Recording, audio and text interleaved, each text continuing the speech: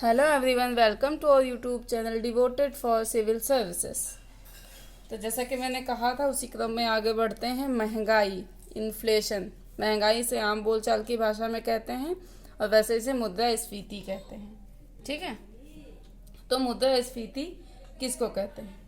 देखिए, वस्तुओं और सेवाओं के मूल्य में निरंतर बढ़ोतरी की दशा, जिससे एक देश की मुद्रा की क्रय क्षमता प्रभावित हो।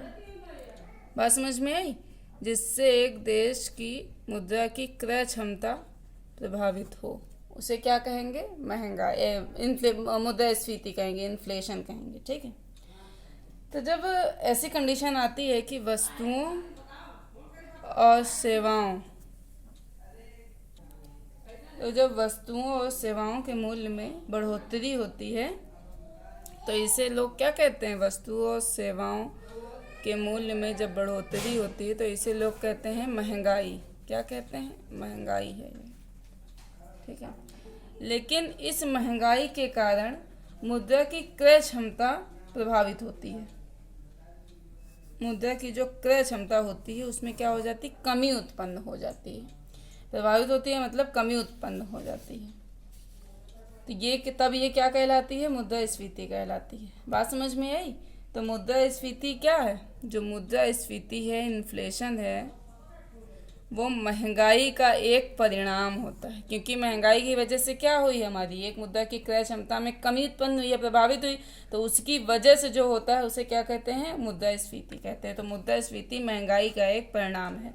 अच्छा, क्रय क्षमता में कमी हम क्या कह रहे हैं, जरा इसको समझ लीजिए। जैसे मान के चलो कि आपने 10 रुपये किलो कोई चीज़ खरीदी। 10 रुपये किलो आम, अमरूद, संतरा, कुछ भी खरीदा। ठीक है, 10 रुपये किलो कोई चीज़ खरीदी और वो 10 रुपये किलो कोई चीज़ बिक रही है। तो मान के जो आपने कहा कि 100 रुपये हैं मेरे पास, चलो इसको खरीद लेते हैं। तो 100 रुपये में आपने इसको खरीद लिया 10 किलो। कितना किलो खरीद लिया? 10 किलो। ठीक है, मान के चलो अमरूद खरीद लिया 10 किलो, या आम खरीद लिया, कुछ भी खरीद लिया, 10 किलो इसको खरीद लिया। अब मान के चलो कि आम महंगा हो जाए, 10 रुपये किलो की बजाय अब वो इससे महंगा होकर के हो जाए 20 रुपये किलो। कितना रुपये किलो हो जाए? 20 रुपये किलो हो जाए। और लेकिन पैसे आपके पास कितने हैं? 100 ही रुपये हैं। पैसे आपके पास कितने हैं? 100 ही रुपये हैं। तो क्या फिर आप 10 किलो आम खरीद पाएंगे? नहीं खरीद पाएंगे। अब जब 20 रुपये किलो आम हो गया तो आप कितने किलो आम खरीद पाएंगे? 5 किलो ही आम खरीद पाएंगे। आम या अमरूद, 5 किलो ही आप अमरूद या आम खरीद पाएंगे। ठीक है, तो इसका मतलब क्या है कि रुपए तो आपके पास उतने ही हैं, यानी कि 100 पहले थे, 100 अब भी हैं, लेकिन अब आप उतना आम नहीं खरीद सकते जितना पहले खरीद पा रहे थे।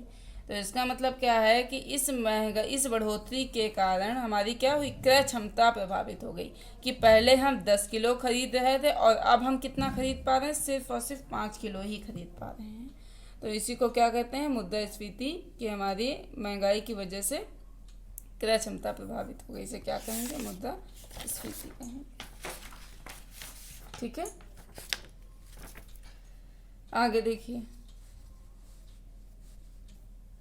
जैसे जैसे मूल्य में बढ़ोतरी होती है, जैसे जैसे मूल्यों में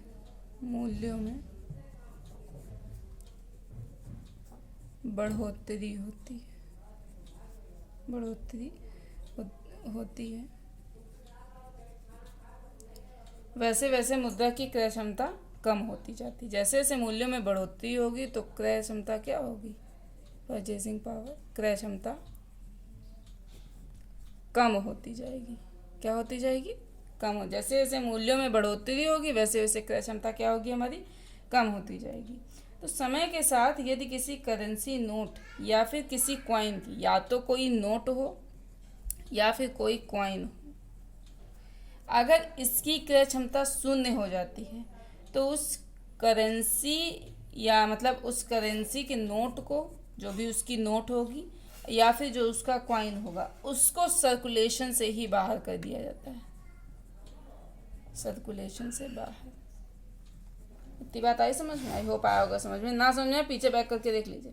उसको बाहर कर दे। तो मान के चलो पहले क्या होता था? 5 पैसे का सिक्का चलता था, 10 पैसे का सिक्का चलता था, 20, 25, इस तरीके से क्या थे? सिक्के चलते थे। लेकिन अब ये क्या है? सर्कुलेशन में नहीं है। अब ये सर्कुलेशन से बाहर हो गए हैं। कारण क्या है, इनकी जो सिक्कों की क्या थी, जो क्रय क्षमता थी वो क्या हो गई, शून्य हो गई। तो इन्हें अब क्या कर दिया गया, बाहर कर दिया गया। मतलब अब इन पैसों से कोई भी सामान नहीं खरीदा जा सकता है। ठीक है।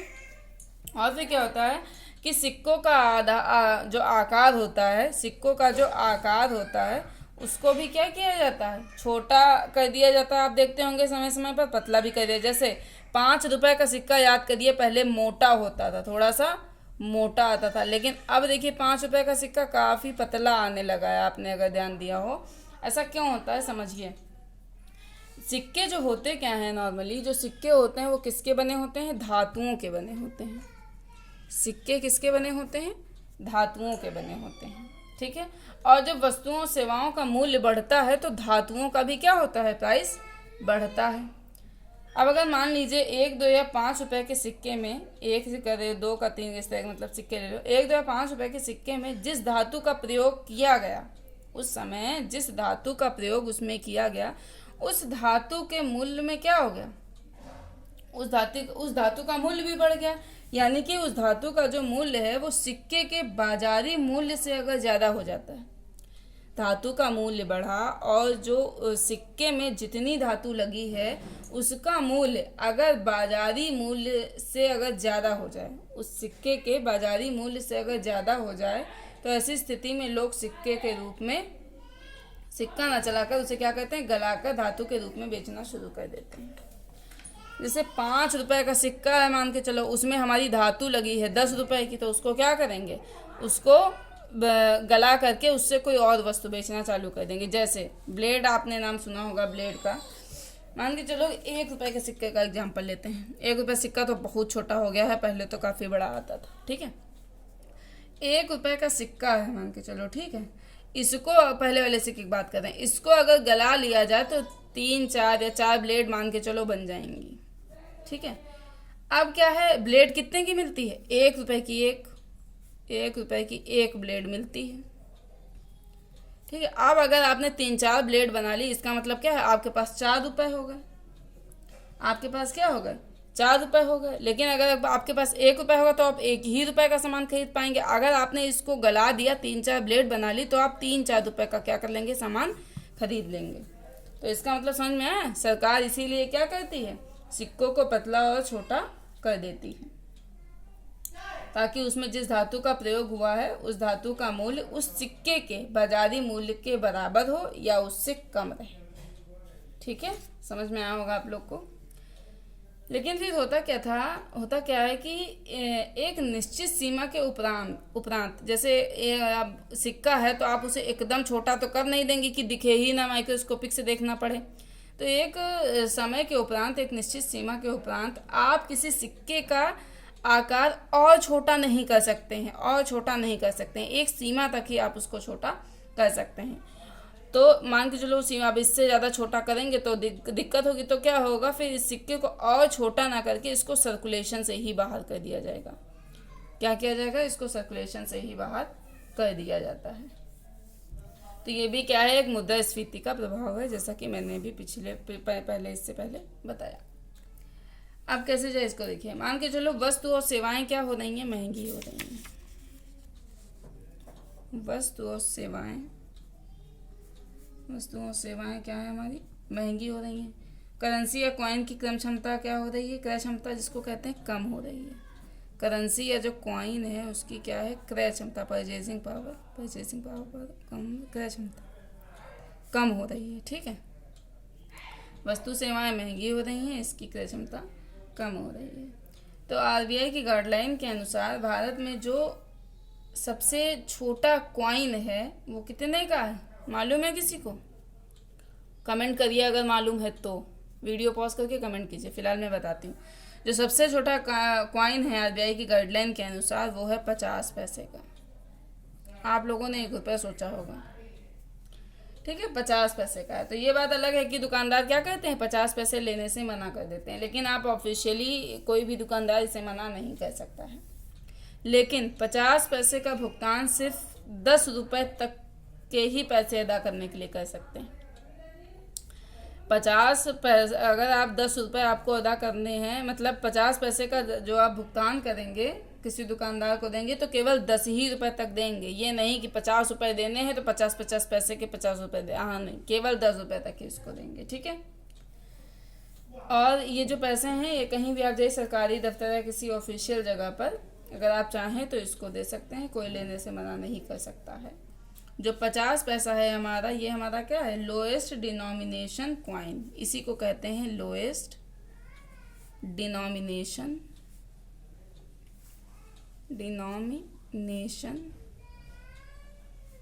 क्वाइन।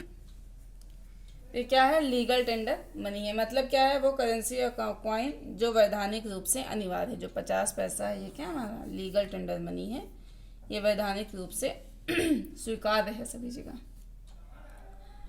अब मान के चलो हमारी इनकम है 1000 रुपये, समझो। मान के चलो कि मेरी जो इनकम है कितनी है, 1000 रुपये। हमने 900 रुपये का कुछ खरीद लिया, ठीक है, हमने खर्च कर दिया, स्पेंड कर दिया। हमारे पास बचा अब कितना, बचत हो गई हमारी 100 रुपीज़ की। ठीक है। अब मान के चलो इसी दौरान महंगाई हमारी बढ़ जाती है, महंगाई बढ़ जाती है लेकिन इनकम नहीं बढ़ती। इनकम हमारी कितनी है, 1000 ही रुपये है। तो महंगाई जब बढ़ गई तो खर्चा भी बढ़ गया, खर्चा हो गया हमारा 950 रुपये। अब हमारी बचत कितनी हो गई, 50 रुपये। ठीक है, ये बात है समझ में। यहाँ का मतलब क्या है कि महंगाई बढ़ने के बावजूद महंगाई जब बढ़ गई तो हमारी बचत भी प्रभावित हो गई। तो कहने का मतलब ये है कि जो मुद्रास्फीति है, इन्फ्लेशन है, उसका प्रभाव गरीबों पर ज़्यादा पड़ता है और अमीरों पर कम पड़ता है। कैसे, इसको समझते हैं कि अमीरों पर कैसे कम प्रभाव पड़ता है और गरीबों पर कैसे ज़्यादा प्रभाव पड़ता है। देखिए, गरीब क्या करता है कि मान के चलो रोज वो कितना रुपए कमा लेता है, 100 रुपये कमा लेता है गरीब। ठीक है। और उपभोग भी क्या, 100 रुपये का जितना कमाता है उतने का ही वो क्या कर लेता है, उपभोग करता है। अब मान के चलो कि महंगाई बढ़ गई लेकिन आय नहीं बढ़ी। महंगाई तो बढ़ गई लेकिन आय नहीं बढ़ी, तो गरीब करेगा क्या कि उपभोग की वस्तुओं के साथ वो समझौता कर लेगा। जितने का उसका उपभोग करना है उसके साथ वो क्या कर लेगा, समझौता कर लेगा। पहले अगर महंगाई मान 100 की चीज़ 110 में हो गई तो वो क्या करेगा, 100 ही रुपये में मतलब थोड़ा सा कम एडजस्ट करने की कोशिश करेगा। अमीर क्या है, मुद्रास्फीति का प्रभाव एक अमीर की तरह इस पर नहीं दिखेगा, एक गरीब की तरह अमीर पर मुद्रास्फीति का प्रभाव नहीं दिखेगा। कैसे, अमीर के पास जो धनराशि होती है, अधिशेष धनराशि, उसको ये करेगा क्या, अधिशेष धनराशि को या तो संपत्ति में निवेश कर देता है या कहीं गोल्ड में निवेश कर देता है। ठीक है, इस तरीके से क्या कर लेगा, निवेश। संपत्ति मतलब घर खरीद लिया, बनवा लिया, इस तरीके से। ठीक है। तो एक तरफ महंगाई के कारण क्या हो रहा है, उपभोग महंगा हो रहा है। एक तरफ महंगाई के कारण उपभोग हमारा महंगा होता जा रहा है, लेकिन उसी महंगाई के कारण दूसरी ओर संपत्ति का भी तो मूल्य बढ़ रहा है, संपत्ति का भी तो मूल्य बढ़ रहा है। तो अमीर के ऊपर क्या है, महंगाई का इसीलिए कम या निरस्त प्रभाव पड़ता है, क्योंकि इधर 1000 उपभोग के बजाय मान के चलो 1010 का उसने उपभोग किया। ठीक है, या 1100 का मान के चलो उपभोग किया, 100 रुपये बढ़ा लो, 1100 का उपभोग किया। और उधर जो संपत्ति का मूल्य है वो भी तो कुछ ना कुछ बढ़ा होगा। अरे मानते हैं नहीं 100 बढ़ा होगा तो मान के चलो 90 बढ़ा होगा, या 100 के बजाय हो सकता कभी कभी 110 भी बढ़ जाता हो। तो कहने इधर से क्या हो गया, बैलेंस हो गया। इधर जितना उसका बढ़ा उधर उसमें उसका संपत्ति में उतना बढ़ गया। ठीक है। तो जब महंगाई तेजी से बढ़ती है, हमारी महंगाई जब तेजी से बढ़ती है, महंगाई जब क्या होती है, तेजी से बढ़ती है, तो हम बैंकों में पैसा नहीं जमा करना चाहते हैं। क्यों, समझिए। मान के चलो हमने बैंक में आज की डेट में पैसा जमा किया 100 रुपये, और 1 साल के बाद मान के जो 4% की ब्याज दर है, जो कि कुछ बैंक देती भी हैं। ठीक है, मान लेते हैं 4% है, वैसे तो कभी इतना भी हो सकता है 3.25 इतना, लेकिन हम 4% मान के। तो 100 रुपये उसने जमा किया, 4% के ब्याज दर पर 1 साल बाद अगर ना निकाला गया, उसको कितना रुपये मिला, 104 रुपया उसको मिल गया। ठीक है। अब मान के चलो महंगाई बढ़ गई हमारी। ठीक है, तो 100 रुपये की जो चीज़ थी और 10% के दर से महंगाई बढ़ी, तो 1 साल बाद ये कितनी हो गई, 110 रुपये की। तो जो निवेशक है, जिसके पास अधिशेष पैसा है, उसको यहाँ पैसा रखने में नुकसान है, जबकि कोई संपत्ति या कुछ बनाने में, कोई गोल्ड वगैरह खरीदने में उसको क्या है, फ़ायदा है। बात समझ में आई। इसीलिए क्या होता है कि इसको मतलब निवेश ज़्यादा करना चाहता है बजाय बैंकों में पैसा रखने के। ठीक है, तो 2003-4 के बाद हुआ क्या, इसमें ज़्यादा निवेश होने लगा, तो संपत्ति में मतलब ज़्यादा निवेश होने लगा। तो जब इसमें ज़्यादा निवेश होने लगा और लोग बैंकों में पैसा जमा ही नहीं करेंगे, बैंकों में पैसा जमा ही नहीं करेंगे, तो फिर बैंक का खर्चा कैसे चलेगा भाई। बैंक भी तो इसी पर टिकी हुई है कि लोग आके जमा करते हैं, उनको ब्याज देती है, फिर उसी से ऋण देती है, ब्याज कमाती है उससे ज़्यादा, तो कैसे काम चलेगा। तो फिर हुआ क्या, इसी को सुधारने के लिए कि इसमें धनराशि बढ़े, तो बैंक ने क्या करना शुरू किया, ब्याज ज़्यादा देना शुरू किया। जो पैसे लोग जमा कर रहे हैं उन पे उसने क्या किया, ब्याज थोड़ा सा बढ़ा दिया। लेकिन आप ये भी तो सोचिए, जब बैंक पैसा जमा करने पर ब्याज बढ़ा देगी जमाकर्ता के पैसे पर, तो जो ऋण जो व्यक्ति लेगा उसका भी तो ब्याज बढ़ेगा, ऋण का भी तो ब्याज बढ़ेगा, ऋण का भी तो ब्याज बढ़ेगा। तो इससे होगा क्या, उपभोग और निवेश दोनों प्रभावित होंगे, क्योंकि जब ब्याज बढ़ेगा तो निवेशक निवेश करने से कतराएगा, वो नहीं जल्दी से निवेश करना चाहेगा बैंक में। तो फिर हम कुल मिलाकर ये कह सकते हैं कि यदि देश में मुद्रास्फीति ज़्यादा तेजी से बढ़ रही है तो इससे देश में उपभोग और निवेश दोनों ही प्रभावित होते हैं। ठीक है, अब देखिए, अब जब मुद्रास्फीति तेजी से बढ़ रही है तो ऐसी स्थिति में ऋणी को लाभ होता है जबकि ऋणदाता को नुकसान होता है। कैसे, इसको समझ लीजिए। जैसे मान के चलो किसी ने ए ने रुपए दिया, ठीक है, ए ऋणी है, ए क्या है, ऋणी है, ठीक है, और के ऋणदाता है, समझ लीजिए कहते। ठीक है, के ने क्या किया, ए को 500 रुपए दे दिया। ठीक है, 2 साल बाद हुआ क्या, ए ने इसको 500 रुपए वापस भी कर दिया। लेकिन जब के ने 2 साल पहले ए को रुपए दिया तो इसकी क्रय क्षमता आज की डेट में उतनी नहीं होगी जितनी 2 साल पहले थी। कहने का मतलब ऐसा समझ लो कि जैसे मान के चलो के ने जब ए को 500 रुपए दिया तो इसने 500 रुपए का प्लाट खरीद लिया। 500 रुपए का हालांकि प्लाट मिलता नहीं, लेकिन आप ऐसा सोच लीजिए, मतलब मान लीजिए कि आप प्लाट खरीद लिया। 2 साल बाद क्या 500 रुपए का वही प्लाट मिलेगा? नहीं मिलेगा। तो इसीलिए जब भी कोई पैसा देता है, जब महंगाई तेजी से बढ़ रही होती है तो ऋणदाता को नुकसान होता है जबकि ऋणी को फायदा होता है।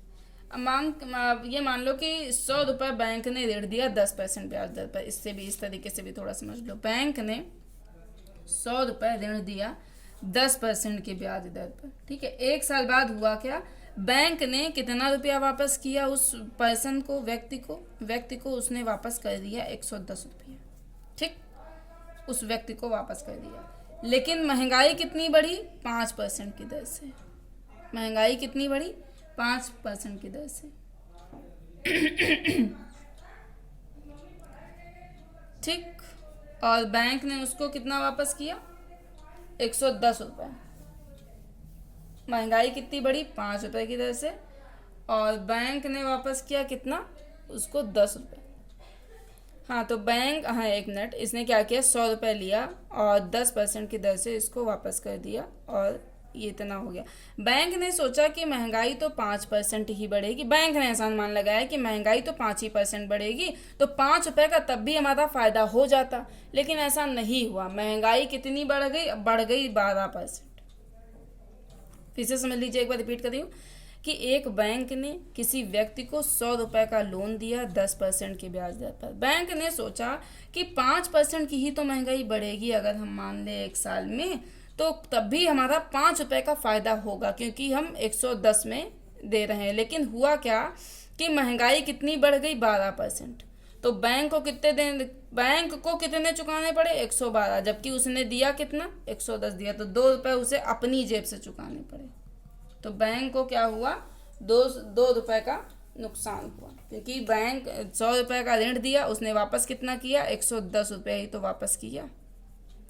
बैंक को लगा कि 5 ही रुपये महंगाई बढ़ेगी, उस व्यक्ति ने 110 रुपये वापस किया, तो 5 रुपये का मेरा तब भी फायदा हो गया। लेकिन ऐसा नहीं हुआ, महंगाई बढ़ गई 12% के हिसाब से, तो व्यक्ति ने कितना वापस किया? 110 ही वापस किया। 2 रुपये बैंक को नुकसान हुआ।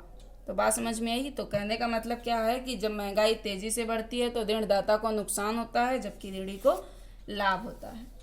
अब देखिए मुद्रास्फीति कई टाइप की होती है। एक तो होती है, इसे आप लिख लीजिए फटाफट, ठीक है। मुद्रास्फीति एक होती है कारण के आधार पर मुद्रास्फीति, ठीक है।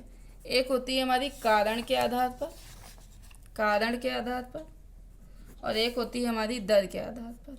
दर के आधार पर होती है 4 प्रकार की, ठीक है ना, 4 प्रकार की। कारण के आधार पर होती है 3 प्रकार की। आप लोग लिखते रहिए, मैं बोल रही हूँ फटाफट, हिंदी इंग्लिश दोनों में। कारण के आधार पर होती है 3 प्रकार की। पहला है डिमांड पुल इन्फ्लेशन, ठीक है, मांग जनित मुद्रास्फीति। दूसरा है कॉस्ट पुश इन्फ्लेशन, लागत जनित मुद्रास्फीति। तीसरा है स्ट्रक्चरल इन्फ्लेशन, यानी कि संरचनात्मक मुद्रास्फीति। दर के आधार पर मुद्रास्फीति 4 प्रकार की होती है, मैंने भी बताया, लिख लीजिए। पहला लिखिए क्रीपिंग इन्फ्लेशन, क्रीपिंग इन्फ्लेशन जिसे कहते हैं रेंगती हुई मुद्रास्फीति, रेंगती हुई मुद्रास्फीति। दूसरा वॉकिंग या ट्रॉटिंग, वॉकिंग तो लिख लेंगे, ट्रॉटिंग, ट्रॉटिंग, वॉकिंग या ट्रॉटिंग मुद्रास्फीति, ठीक है, इसे कहते हैं हिंदी में चलती हुई मुद्रास्फीति। तीसरा है run away inflation, run away inflation, ठीक है, इसे कहते हैं हिंदी में भागती हुई मुद्रास्फीति। फिर है हाइपर, इसी का चौथा पार्ट है हाइपर, हाइपर इन्फ्लेशन या गैलोपिन इन्फ्लेशन, गैलोपिन इन्फ्लेशन। इसको कहते हैं चरम या कूदती हुई मुद्रास्फीति। गैलोपिन का मतलब कूद, तो चरम या कूदती हुई मुद्रास्फीति। तो आई होप आपको आज की क्लास समझ में आई होगी। कोशिश करिए सभी क्लासेस मेरी रेगुलर देखते रहिए ताकि आप लोगों को ज़्यादा से ज़्यादा इसका लाभ उठ सके। और ये जितना भी मेरा कंटेंट है बिल्कुल जेन्युइन, मतलब इतना बेहतर तरीके से आपको शायद ही, मतलब अगर आप जाएं कहीं कोचिंग में तब भले पढ़ाया जाए, अपने आप से बुक से अगर आप लाएंगे केवल कि समझ लें कि इस तरह समझ में आ जाए, तो आपको मुश्किल है इस तरीके से समझ में आना। अगर आप बुक से केवल पढ़ते हैं तो आप यहाँ समझ लीजिए, और किसी भी बुक से फिर आप पढ़ाई करेंगे आपको बहुत ही ज़्यादा बेहतर समझ में आने वाला है। तो आज के लिए इतना ही रखते हैं। प्लीज़ लाइक शेयर सब्सक्राइब करना मत भूलिए, और कमेंट करना तो बिल्कुल भी ना भूलें। जितने भी नए लोग हैं वो मेरे चैनल को सब्सक्राइब कर दें, और जितने भी पुराने लोग हैं वो मेरे चैनल को फटाफट शेयर कर दें। और उनका बहुत बहुत धन्यवाद आप सभी का, रखते हैं। Thank you.